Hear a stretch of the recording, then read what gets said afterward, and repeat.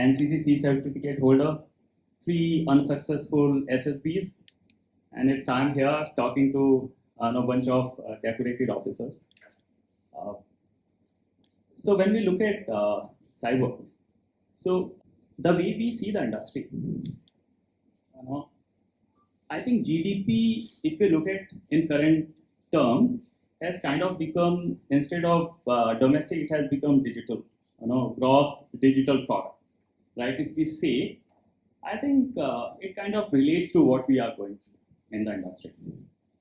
We are talking about industry 4.0, where the major emphasis is on digital. I represent Jindal Steel and Power, and with the note that these views are my personal. So, even if I look at from a digital point of view, so we see there's a bucket of industries, right? The industries which were more regulated, the industries which were driven by more connected with the end users like banking, insurance, you can say the financial organization. They kind of went much ahead when it comes to digital part of it, right? Followed by some other industry. And if you look at manufacturing or the metal per se, though it's metal, manufacturing and power, but if you look at the metal per se, which kind of considered to be laggard, right? So you'll be amazed to see the kind of digitalization which is happening. Okay, we are working on different business models, and just 2 days back, I was with my executive director of one of the larger plants, and we were talking about a new mine, and the conversation was how do we automate this entire operation just to bring in that efficiency as well as to ensure that there is no culprit.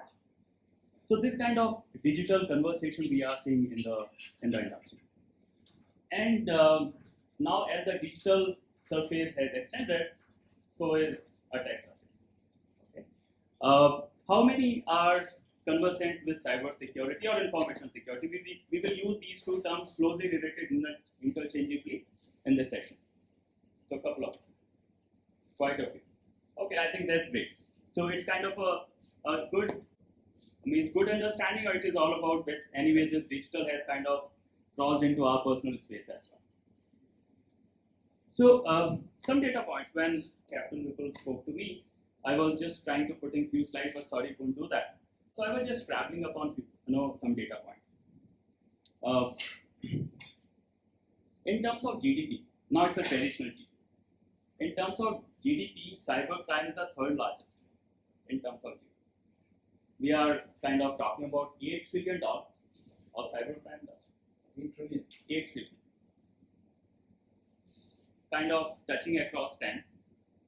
Probably moving faster than what we are trying to do as a country. In 2025, it's going to be $10 trillion.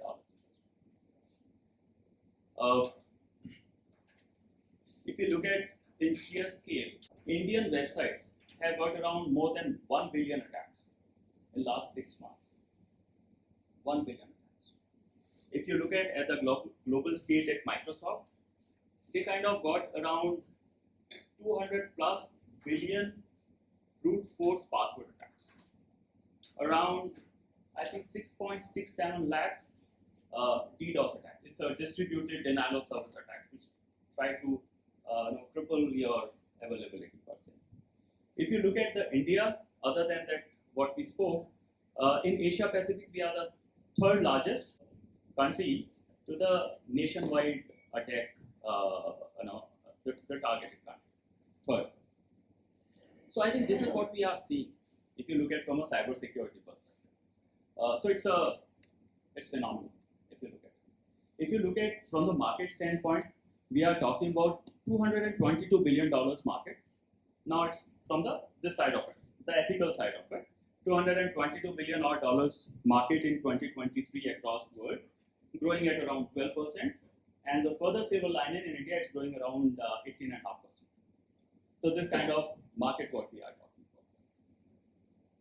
And another interesting point that should kind of give you further excitement is, in Indian industry itself is kind of looking at more than 3.5 million skills shortages.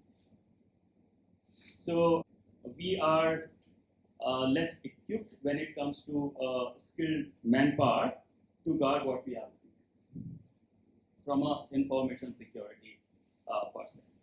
So, and I have been fortunate enough to have worked across both the consumer side of it, where I am, or I was with PepsiCo or Adani, or I have also had a couple of businesses for Blackstone firm and the Quest Capt, where I was their practice head slash business head.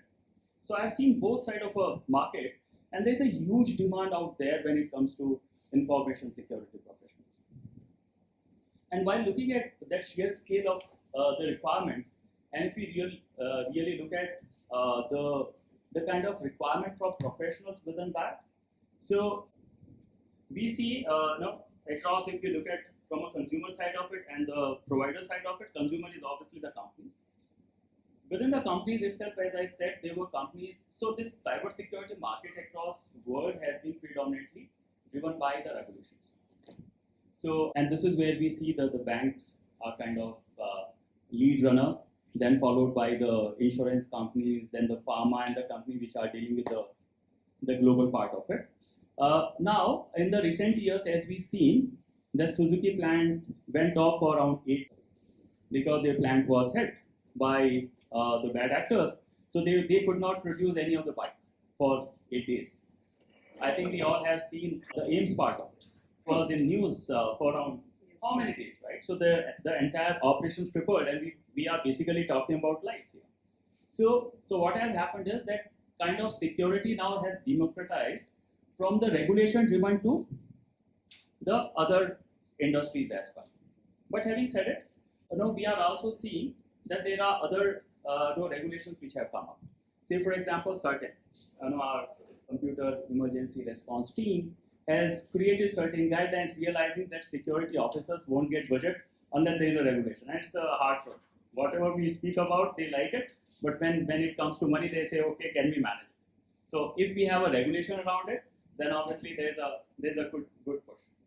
So certain has created, as Jayesh spoke about, AI, Chat GPT, it's kind of creating excitement for bad actors. They are fast in adopting it, but at the same time, security professionals or the OEMs are also trying to get along with it.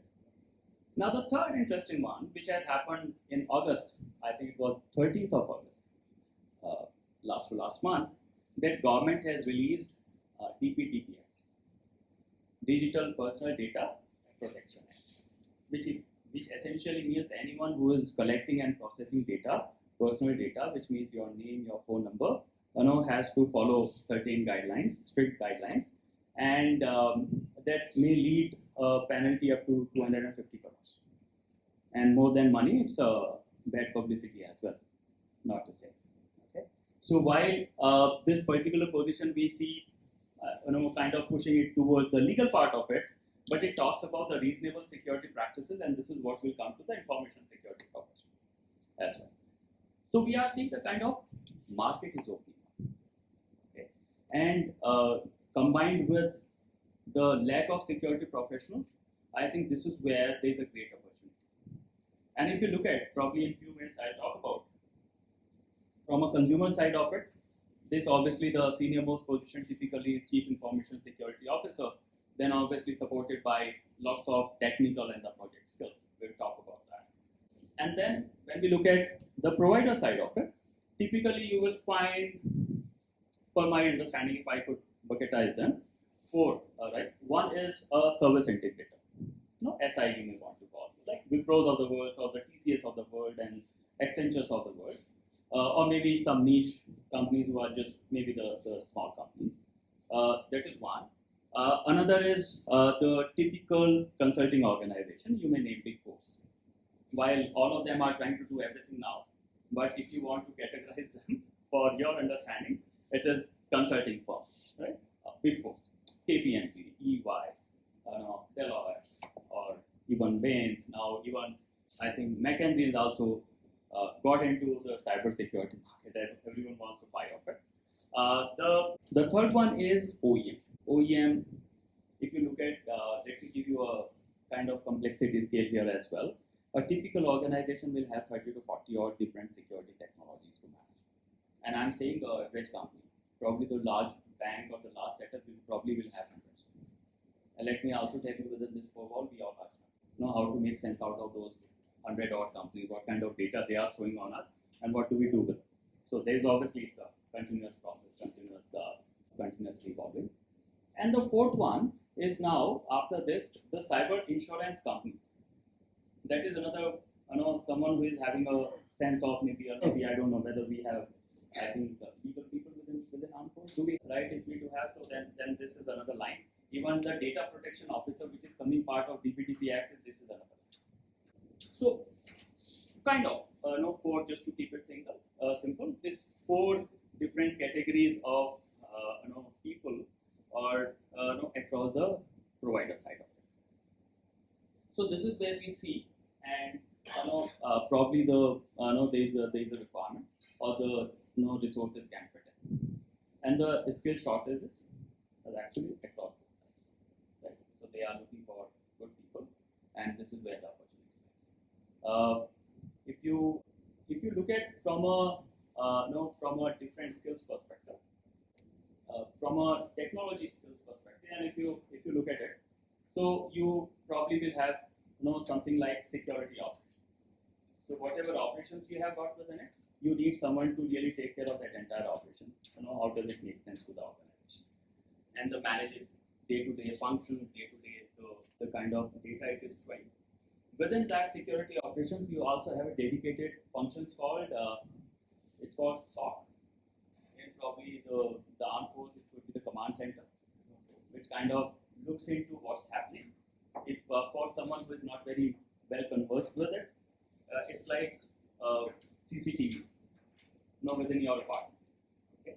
So while there are guards who are looking into how to are ensuring that the bad guys don't come in, but there are chances that they may sneak in, and this is where you have got a command center. In security parlance, we call it security operations center or a command center, which looks into different logs or different types of data. This is where we started, but now we are actually looking into lots of different data and trying to make sense out of it. What we have got, whether there is an anomaly or there is a bad actor already in, or we are trying to see a trace which is building can be active. Okay, so starting from the threat detection to the final response and recovery kind of become part.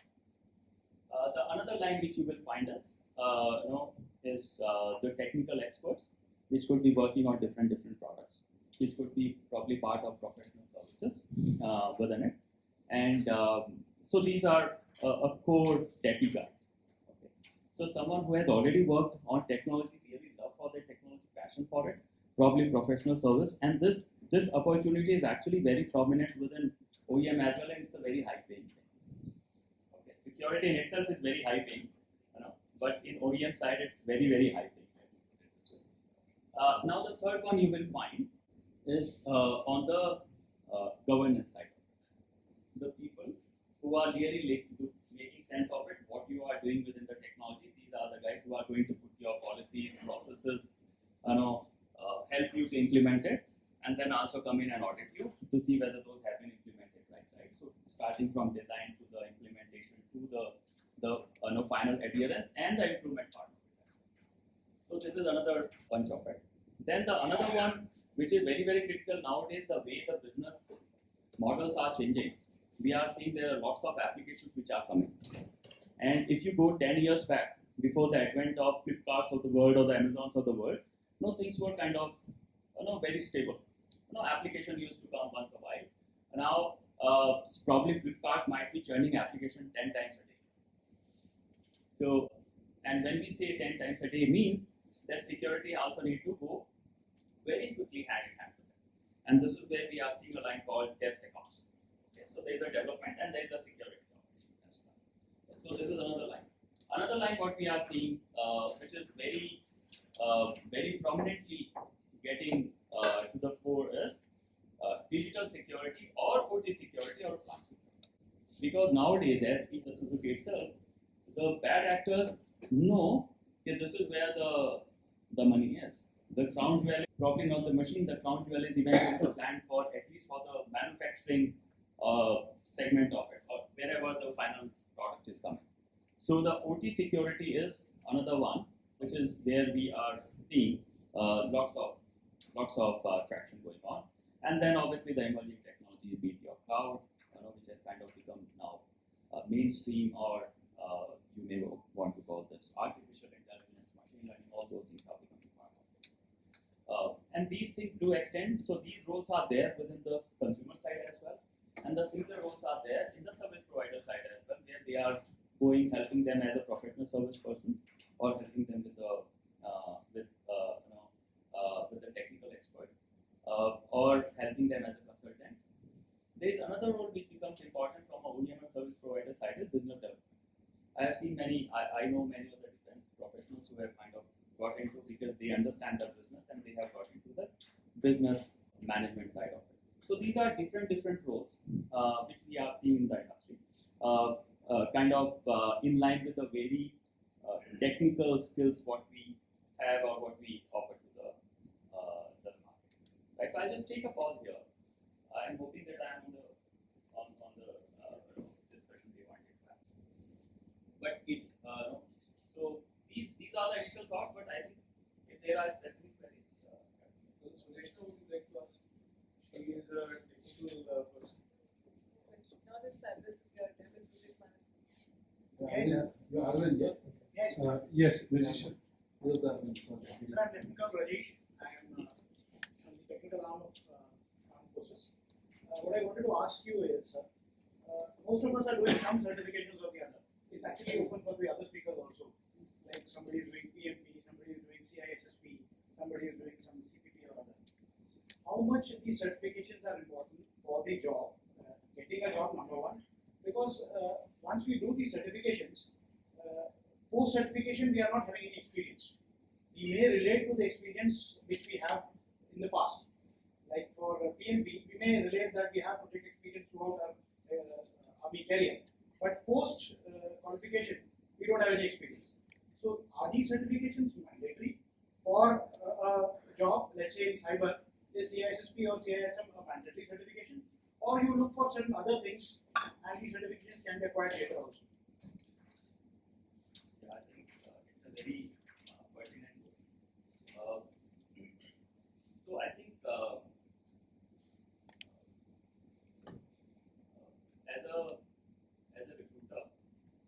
as a recruiter, we see that it's a signal to us that the person is committed.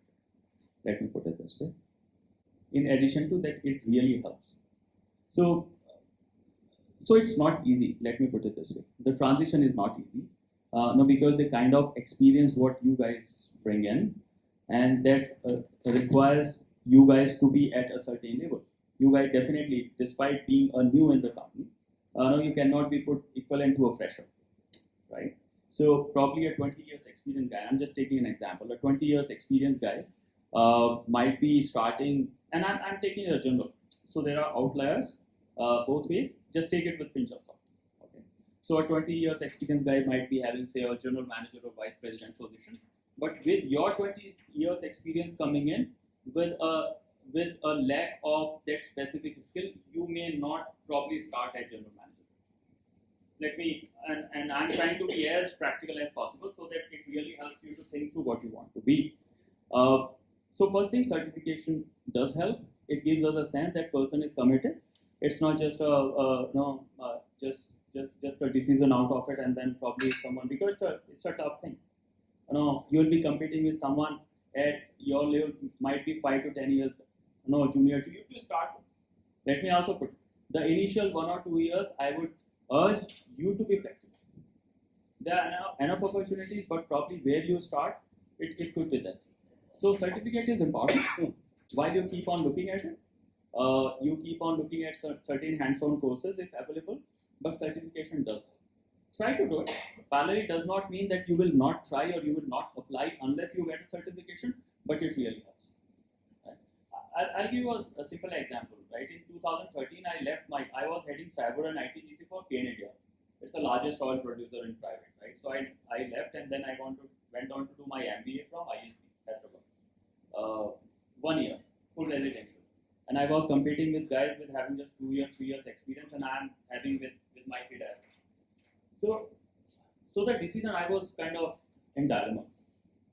So there are two things which one of my friends said. One thing she said is, "Hey, Aditya, this is one life you want to do it, just do it. Okay, don't put lots of pluses and minuses." Number one. Number two, as security has become could foresee that security is kind of becoming a management conversation. Now security is happening at board of directors level now. So it has become so serious a talk nowadays, right? So it goes up to the CEO's level, chairman's level. They want to hear what we are doing inside. So that management does not mean that it would have turned me 360 degrees. It would have given me some more polish, and it would have given some confidence to the other side to hear me कि बंदा MBA करके आया, सुनो तो सही, right? उससे ज़्यादा नहीं बदलता. Let me be very frank, right? But it gives a signal to the other side that person is committed. Person really wants to drive that change and really wants to pursue further. That is the question. I think you are focused on finding a job in information security. How about being an entrepreneur? Because you said 8 trillion market is there. Do you think there is scope for being an entrepreneur? Always. I think, and thanks for pointing it out. Always. I think I have seen a couple of my armed force friends they worked in few of the enterprises and now just shifted to the entrepreneur route. It is always there. When do you start is probably need to be thought through. Because one of the things which you guys bring to the table is like that leadership skills. I think majority of you, or probably all of you, might be handling lots of people which we would have never thought of. So I think that becomes very, very important. Entrepreneur, if you look at it, the way even India government is promoting lots of startups, Make in India, and we are seeing there are lots of companies which have come even in the cybersecurity space, and so I think this is already there. Just think through if you really at times you want to get into have a feel of it. If you come from a technical background per se, you understand cyber, you may think of jumping it directly.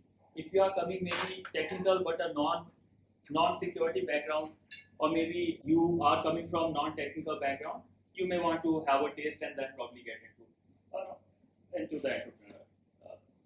So in a couple of organizations, I set up business. So it's an interesting but tough thing. Requires some money and then investment and patience, perseverance. But there is enough business, and there are lots of companies. After this starting DPDPA and then lots of attacks which are happening. So the business is lying out there. Thank you, Aditya. Thank you for joining us. And if any of you wishes to learn more from what he has to share and particular certifications and all, you can view his talk on our channel. He was there around a year ago when we had a longish discussion with him with reference to cybersecurity. He, prior to being the Chief Information Security Officer with Jindal, was on the service side with Quest. Quest and CMS side. And you can refer the today's event and connect with him on LinkedIn. And those who really want to be in cybersecurity, you can let me know and I'll try and patch you with it. Thank you so much, Aditya. Thank you.